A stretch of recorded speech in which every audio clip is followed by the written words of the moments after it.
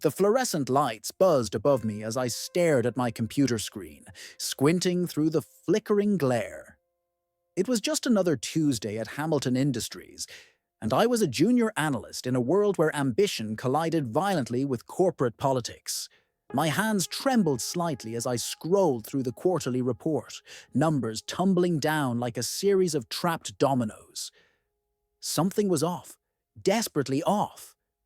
No way this adds up, I muttered to myself, feeling the weight of the office's sharp, stale air fill my lungs, causing a tight knot to form in my stomach. I hit the keyboard, pulling up past reports to compare the figures. Each click echoed like a gunshot, rattling my nerves. Suddenly, the pattern emerged, a hidden flaw in the digital fabric of our success. "Jack's going to want to see this," I said under my breath, swallowing the lump that was rising in my throat. I had hoped my findings would spark admiration, but looking back, I should have known better. "Derek, you got a minute?" Jack's voice came from behind me, like a shadow, laced with impatience. I turned, forcing a smile. "Sure, Jack. Just uncovering some discrepancies." "Discrepancies?" He cut me off, his eyebrows furrowing. "You sure that's wise to be looking into?"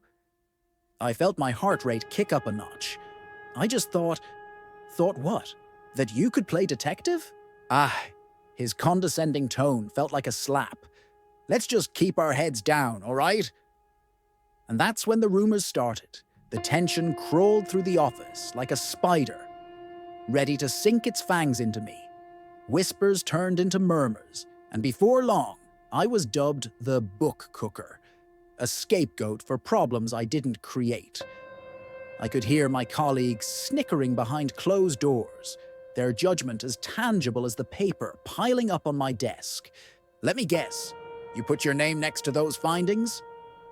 My teammate, Ben, smirked, leaning over my cubicle wall one day, an amused glint in his eyes. I clenched my fists, anger bubbling up. "What's it to you, Ben?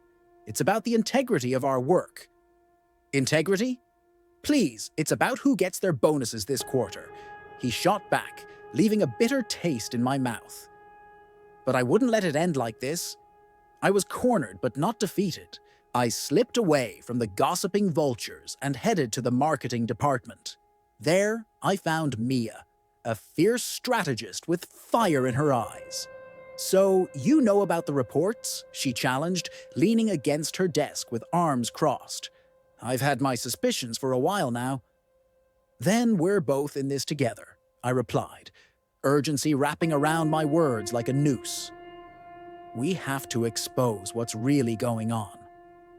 The tension thickened, but there was a flicker of hope in her stare. "But if we dig deeper, it's not just our careers on the line." "You don't understand. I can't go down without a fight," I said, the weight of my spiraling situation grounding me. As we embarked on this dangerous mission, I could feel the invisible strings of conspiracy pulling tighter around us. Each discovery pushed me closer to confronting the shadowy figures behind Hamilton's polished veneer. But with each revelation, the stakes only grew higher. What will I uncover next? And will I be able to keep Mia and myself safe when the walls start to close in? Before I dive into the shocking twists ahead, a quick heads up for those following our stories. YouTube has been known to remove subscriptions lately, so make sure you're still subscribed and show your support with a like. Now, let's unravel the secrets lurking beneath the surface. As I stood in the crowded marketing department, the air charged with tension, I locked eyes with Mia. "This is bigger than us, Derek," she said, her voice steady but laced with urgency.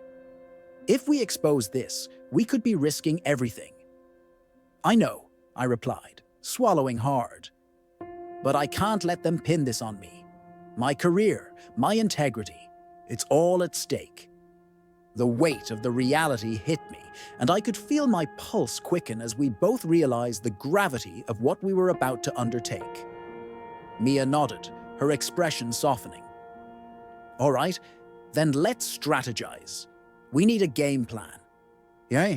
I leaned closer, whispering, I noticed repeated anomalies in the expenses linked to project funding, the kind that doesn't just happen by mistake. It looks like someone's siphoning off money to look good on paper.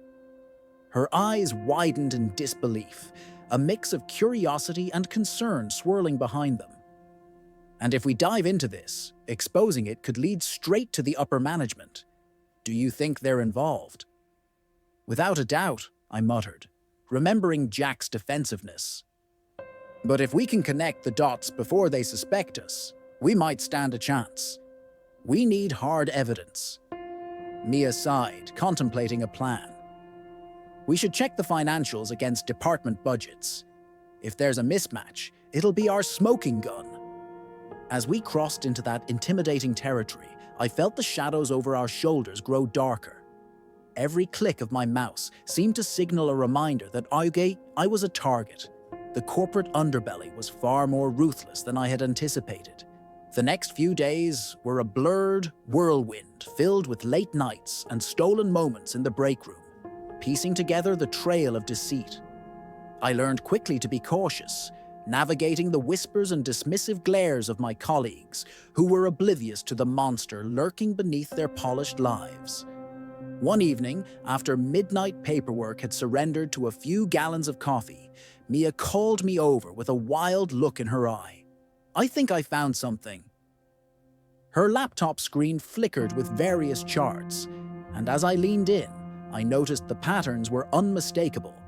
Project costs wildly exaggerated, and a significant portion of funds seemingly misallocated to services rendered by a shell company owned by a familiar name, Jack's brother. This could be it! Just as the euphoria of discovery washed over us, the phone in my pocket buzzed ominously. I pulled it out to find a text from Jack, asking for an emergency meeting. My heart sank. What should we do? Mia asked, concern etched across her features. We can't walk into this unprepared. I thought for a moment, weighing the possibilities. We can't back down now. We go in armed with our findings, no turning back.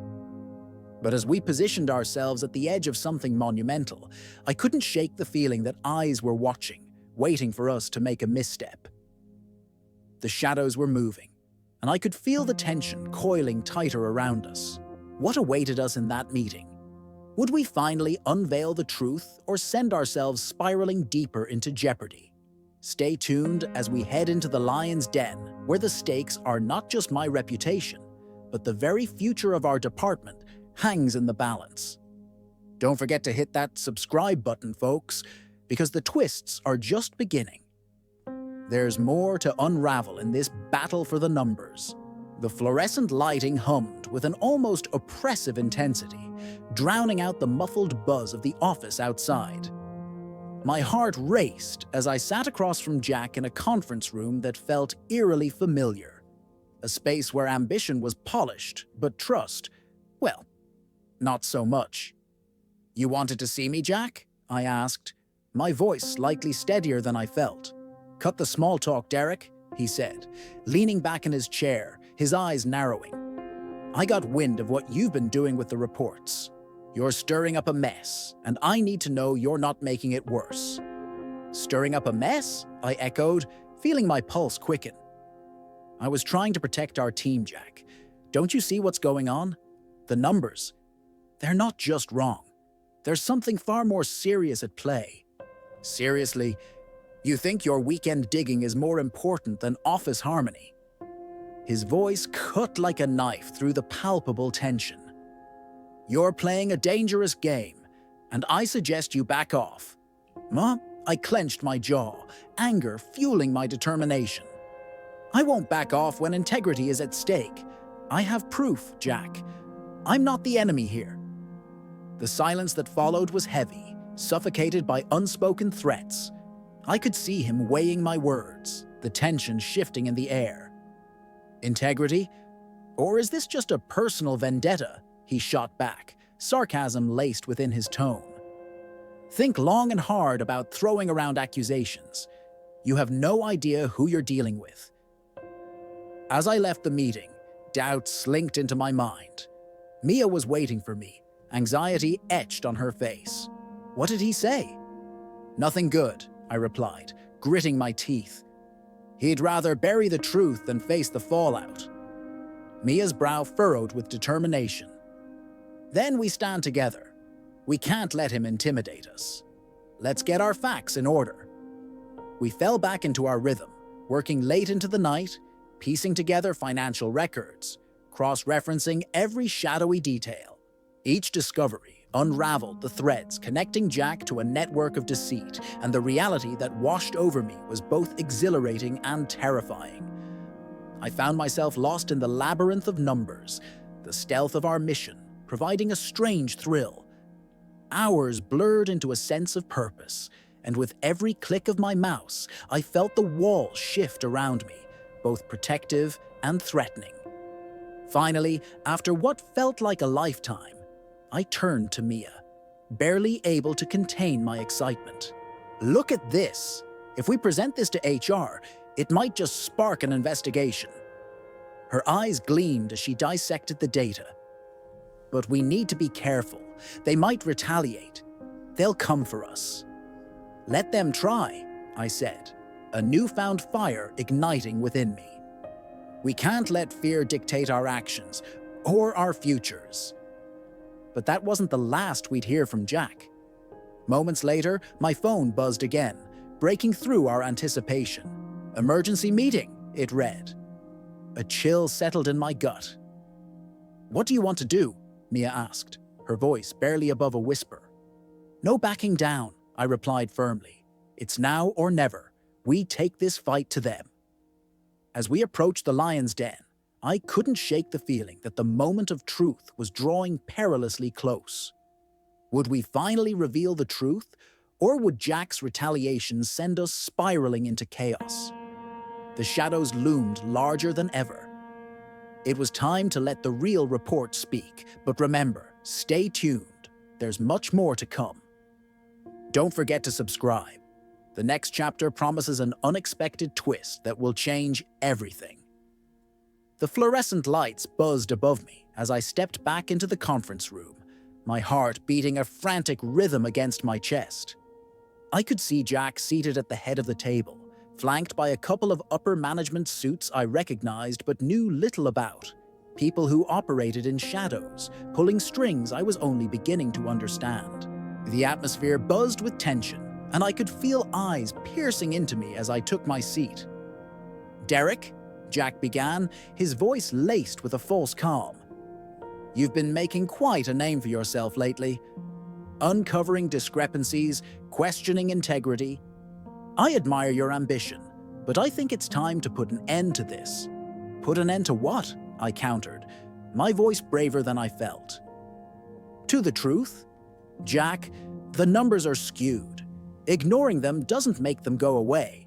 He leaned forward, resting his elbows on the table, a predator watching its prey.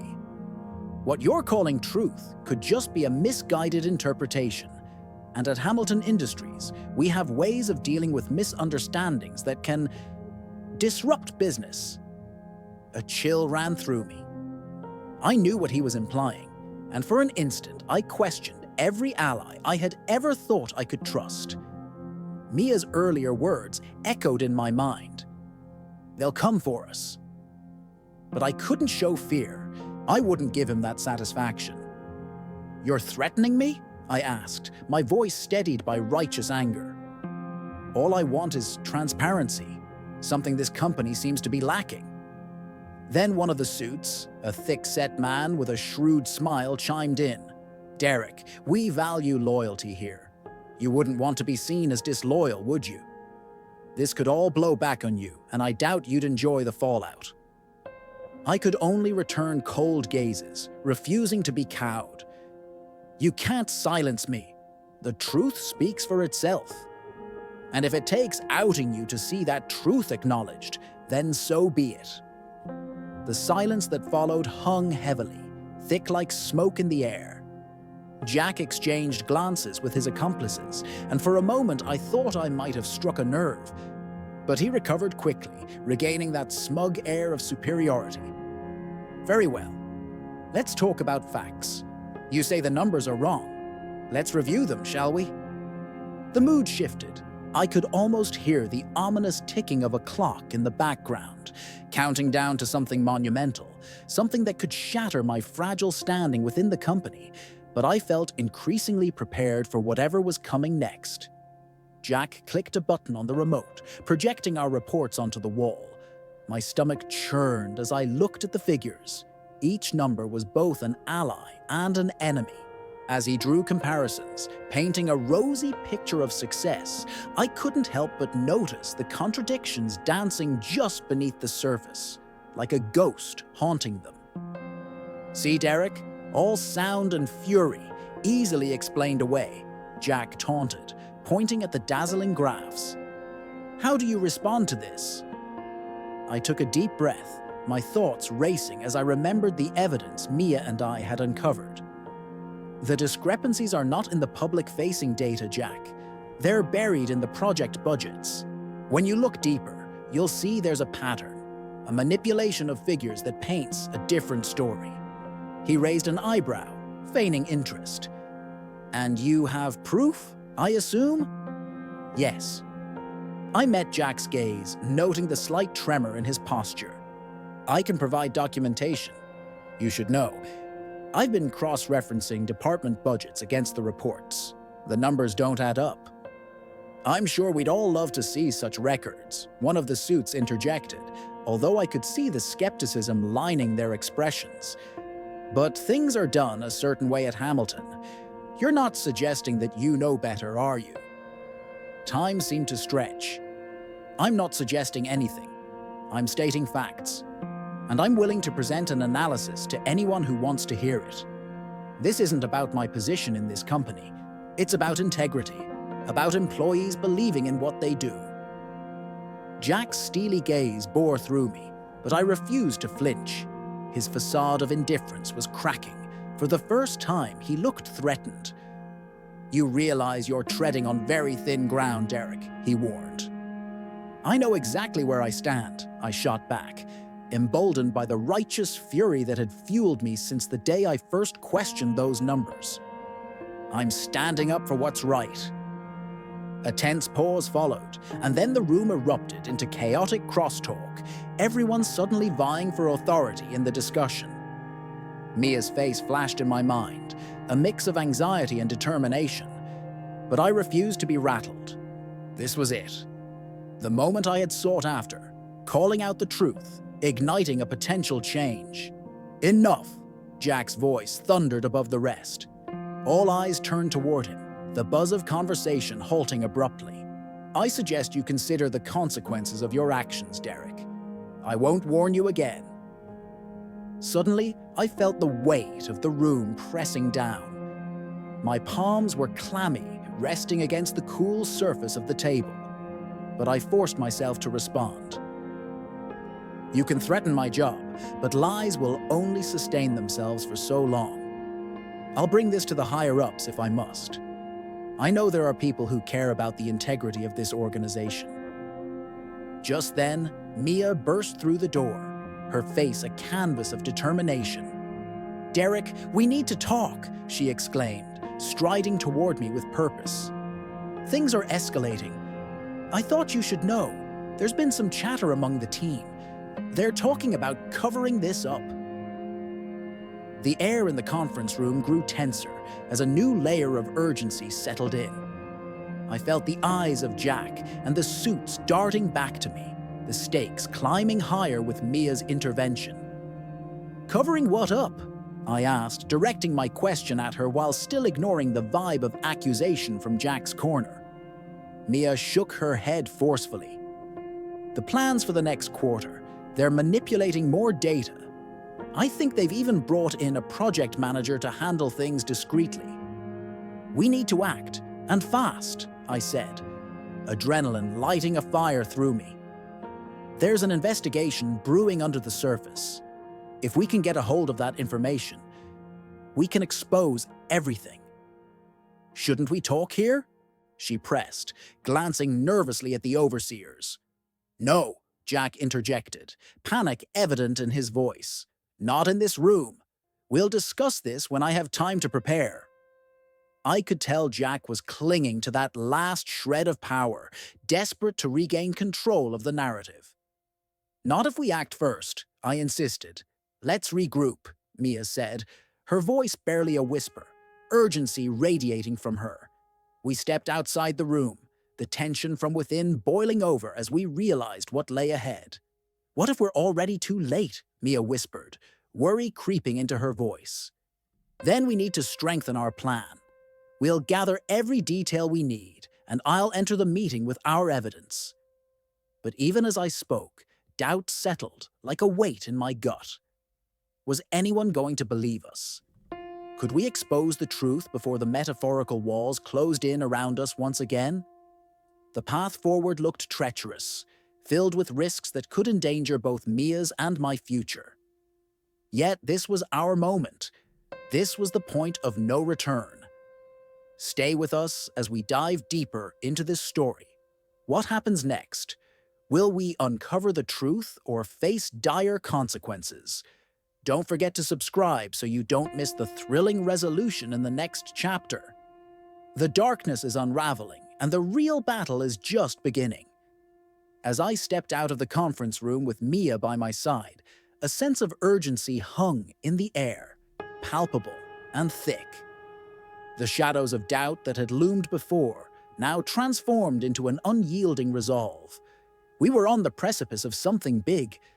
The very fabric of Hamilton Industries seemed ready to unravel, and I was determined to be the one holding the thread. Mia, I said, breathless from the adrenaline, if we're going to take them down, we need every piece of evidence we can gather. The pressure of the last few days had pushed me to the edge, and now that our resolve was solidified, I felt a surge of clarity. Let's start with the shared drives. I think we can access the archived project reports. There might be more anomalies hidden away, she replied, her brow furrowed in concentration. Right, let's do it.